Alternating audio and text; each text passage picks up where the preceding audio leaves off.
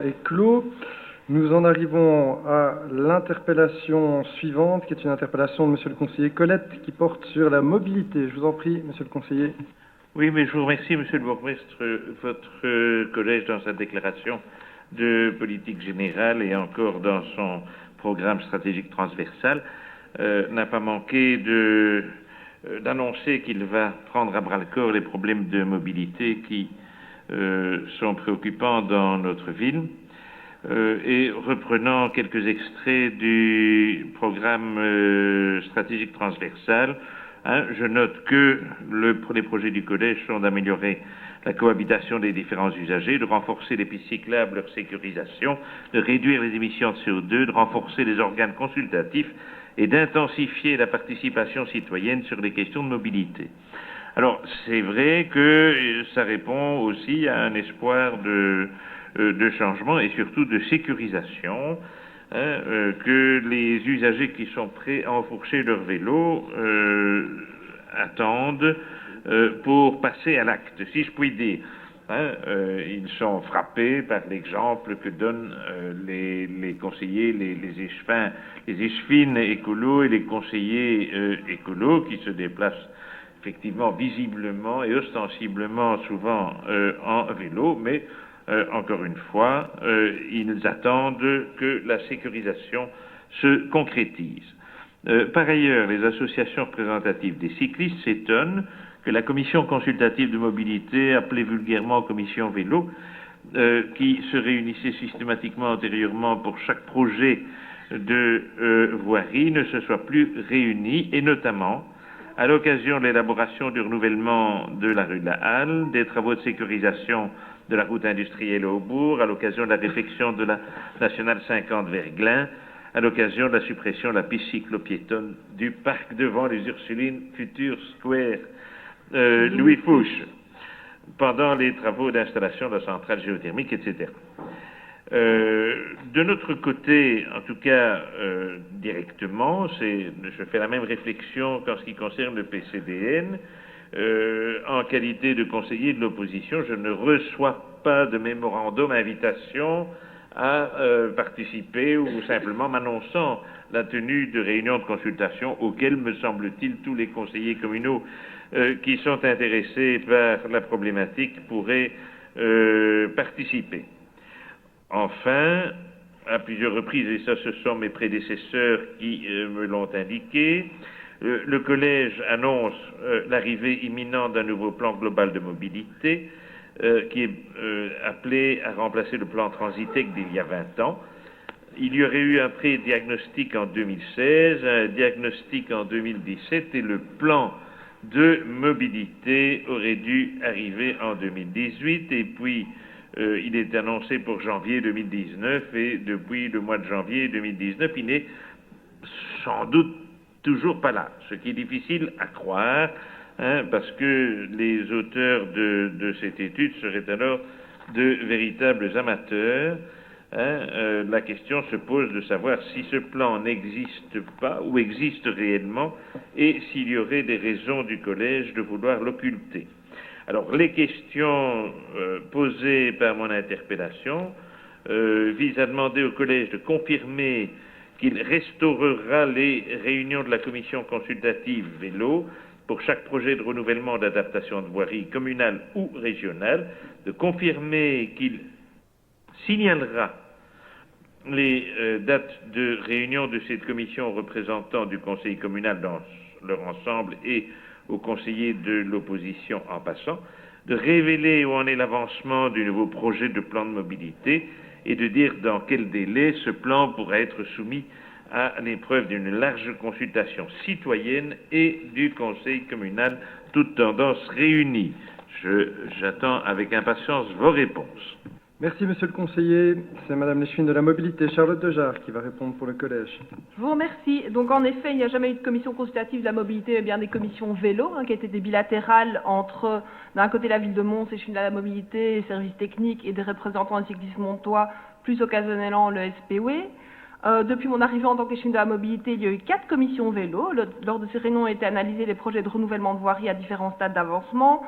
Des discussions autour des grands et petits projets à financer via la manne budgétaire de la ville de Mons, la route industrielle, le développement d'Arceau Vélo, les lieux où refaire le marquage des pistes cyclables. À ces 4 commissions vélo, il faut ajouter 10 réunions de travail avec différentes associations cyclistes sur des projets plus précis, notamment le plan de la future voirie cyclopiétonne dans le parc des expositions, le développement du projet Cité Vélo, le développement du projet de Glin Express, la piste cyclable le long de la grande voirie, l'offre de formation vélo 2019-2020, le développement du vélo en milieu universitaire et les universités, les liens entre la vie et l'application Vigilo, l'utilisation du budget petits travaux consacré à la réparation des pistes cyclables. 2 associations cyclistes sont par ailleurs membres de droit du comité d'accompagnement du plan communal de mobilité sur proposition du collège. À la mi-septembre, j'ai présenté aux membres de cette commission une proposition de travail pour élaborer une stratégie de promotion du vélo à l'horizon 2025 ou 2030, donc dans le cadre du plan communal de mobilité.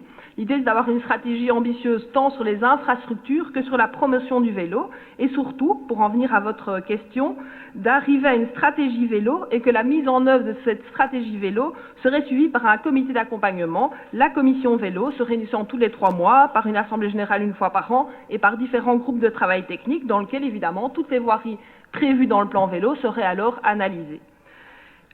Pratiquement, il s'agit aussi de donner un nouveau souffle à cette commission vélo et surtout de l'institutionnaliser, puisque cette commission vélo, si elle a existé, n'avait aucune connaissance, il n'y a aucun règlement qui est passé au conseil communal, il n'y avait aucun membre précis, et donc de vraiment avoir un fonctionnement beaucoup plus structuré que ce qui était fait par le passé, et d'avoir des objectifs plus ciblés. Seront impliqués de la part des acteurs institutionnels les services techniques de la ville de Mons, le TEC, le SPOE, la province pour le réseau.ne.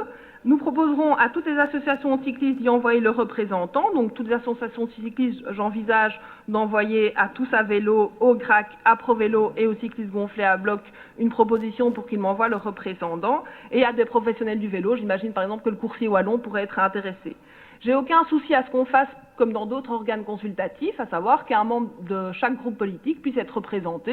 Je proposerai un règlement, comme on l'a fait pour la commission des aînés, pour la commission des personnes handicapées, dans laquelle peu de groupes ont malheureusement envoyé des représentants. J'espère que dans le cas de la commission vélo, les groupes enverront leurs représentants. Donc cela répond à vos 2 premières questions. En ce qui concerne l'état d'avancement du nouveau projet de plan de mobilité, je me permets de revenir en arrière à une époque où je n'étais pas à cette table pour en revenir en date du 30 mai 2016 dans lequel le conseil communal a en effet approuvé un pré-diagnostic. C'est une étape préalable pour pouvoir ensuite demander au SPOE, donc à la région wallonne, de pouvoir travailler sur un plan communal de mobilité.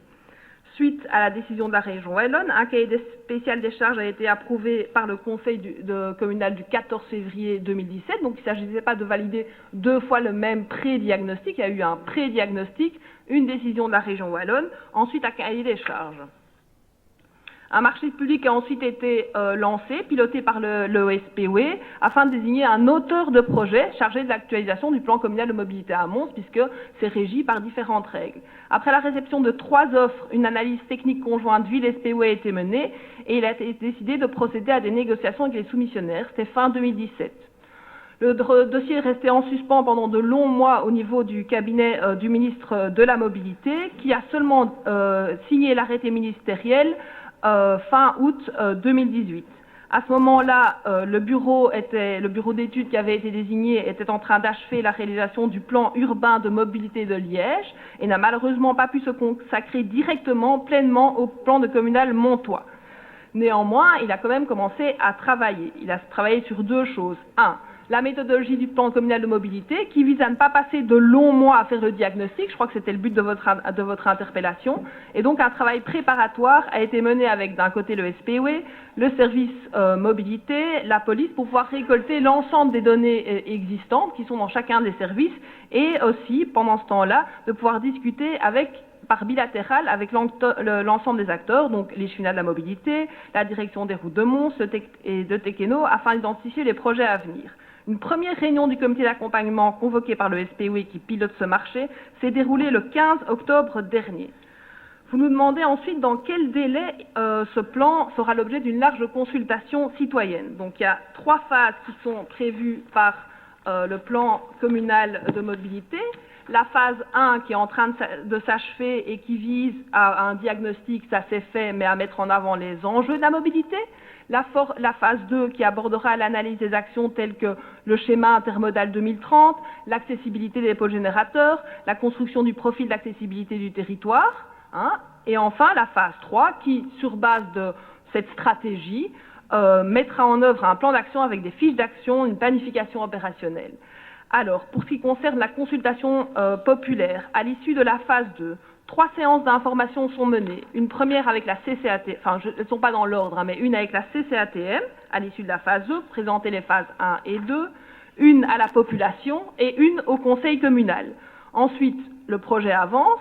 La phase 3 est validée par un comité technique, s'ensuit une enquête publique, donc à destination alors de tous les Montois, une enquête publique comme pour tout projet, qui sera dessinée. Suite à l'enquête publique, une séance d'information à la population, une séance d'information à la CCATM et une séance d'information et de décision au conseil communal. Le timing prévisionnel de l'ensemble de l'élaboration du plan communal de mobilité, qui sera autre chose que celui de 2001, qui là est un plan de circulation évidemment, est de 15 mois, hors phase de validation par les comités, autorités communales, pour éviter que si il se passe 6 mois sans que le conseil communal ne se réunisse, ce qui ne sera pas le cas, on impute le délai à l'auteur de projet. Donc je pense avoir répondu à vos 4 questions. Oui, la commission vélo va être remise en œuvre avec des objectifs plus structurés, en l'institutionnalisant, c'est-à-dire en faisant passer un règlement ici et en permettant à des membres de l'opposition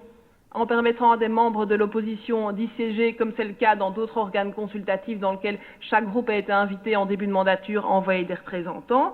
3, où en est le plan communal de mobilité? On est en train d'effectuer le bureau d'études est en train d'effectuer la phase 1. Ensuite, il y aura une phase 2. Et puis, à l'issue de la phase 2, les consultations commenceront, donc avec CCATM, conseil communal, population, une enquête publique de type enquête publique, et ensuite de nouveau des séances d'information et une séance de validation par le conseil communal. Je vous remercie. Merci beaucoup, Madame Lechuine. Monsieur le conseiller, pour la réplique. Je voudrais simplement demander, vous avez parlé d'un délai de 15 mois, et quel est le point de départ de ce délai de 15 mois? Est-ce que c'est la première séance du comité d'accompagnement du 15 octobre qui est le point de départ? Non, juin 2019, quand ils ont commencé les juin 2019, c'est quand le bureau d'études a eu enfin le loisir de commencer à s'occuper de Monge. Le loisir. Si j'entends bien de ce que vous dites. Pour le reste, ce serait pas mal quand même, puisque nous n'avons plus de procès-verbaux des séances, que vous m'envoyez, s'il vous plaît, je peux vous envoyer votre réponse par mail pour que je puisse effectivement avoir... parce que c'est vraiment très compliqué. Ouais. Et on peut même envisager, Monsieur Colette, sachant que les commissions seront sans doute longues le mois prochain, mais on peut envisager de faire à la commission mobilité du mois prochain une présentation du plan communal de mobilité, demander au service mobilité de la ville de venir faire une présentation des différentes étapes. Sauf si vous n'êtes pas demandeur, avant d'arriver, le bureau d'études ne va pas venir le présenter maintenant, il viendra à l'issue de la phase 2, mais ça ne nous empêche pas de pouvoir discuter de la méthodologie le mois prochain, mais je peux de toute façon vous envoyer ma réponse par écrit. Je vous remercie. Merci.